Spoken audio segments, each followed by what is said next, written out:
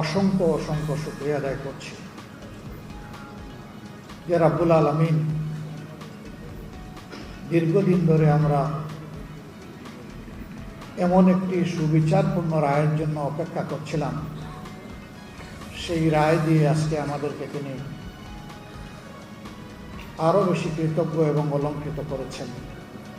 সেই মহান রবের দরবারে হৃদয়ের গভীর থেকে শুকরিয়া আদায় করছি, আলহামদুলিল্লাহ। প্রিয় সাংবাদিক বন্ধুগণ, আপনারা জানেন বাংলাদেশ জামাত ইসলামী বিগত শেখ হাসিনার স্বৈর শাসন আমলে ভয়ঙ্কর ধরনের জুলুমের শিকার হয়। জুলুম করে আমাদের বুক থেকে এক এক করে 11 জন শীর্ষ দায়িত্বশীল নেতাকে মিথ্যা মামলায় সাজানো পাঠানো আদালত এবং মিথ্যা সাক্ষীর মাধ্যমে কার্যত জুডিশিয়াল কিলিং করা হয়েছে।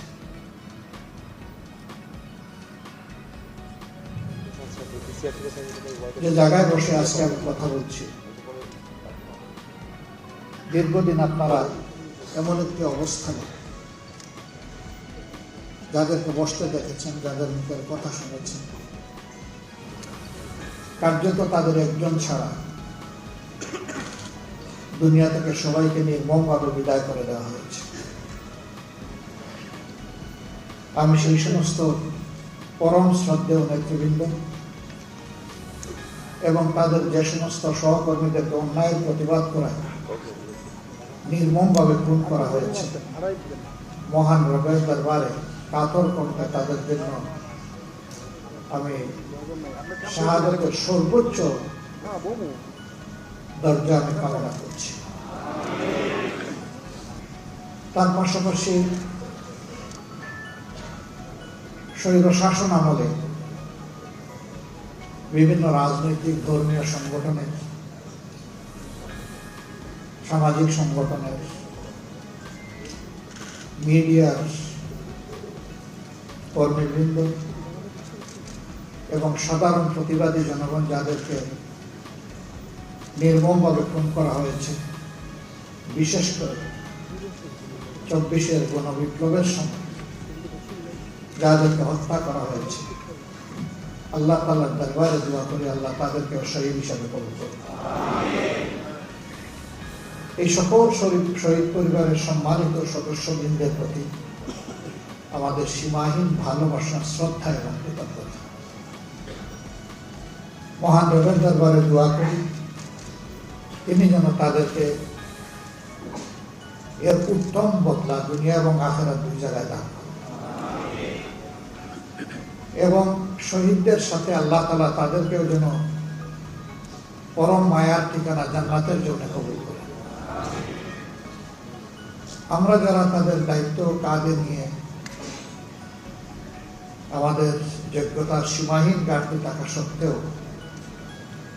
এগিয়ে চলার চেষ্টা করছি, আল্লাহ তাআলা তার কুদরতি হাত দিয়ে এই জাতি এবং দ্বীনের খেদমতের জন্য আমাদেরকে কবুল করুন। আপনারা জেনেছেন ইতিমধ্যেই আজকে বাংলাদেশের সর্বোচ্চ আদালতের সুপ্রিম কোর্টের পূর্ণাঙ্গ বেঞ্চ আমাদের রিভিউ আবেদন শুনানির পর তার রায় আজকে ঘোষণা করেছেন। এই রায়ে আমাদের সম্মানিত মুসলিম নেতা এবং ভাই জনাব আজহারুল ইসলামের বিরুদ্ধে আনীত সকল অভিযোগ থেকে তাকে খালাস দেওয়া হয়েছে। আলহামদুলিল্লাহ রাব্বিল আলামিন। আজ বড় মনে পড়ে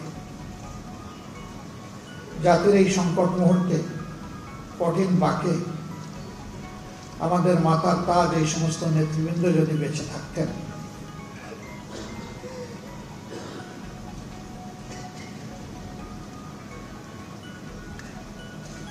তারা তাদের প্রজ্ঞা, দূরদর্শিতা, অভিজ্ঞতা দিয়ে জাতিকে পথ দেখাতে পারতেন।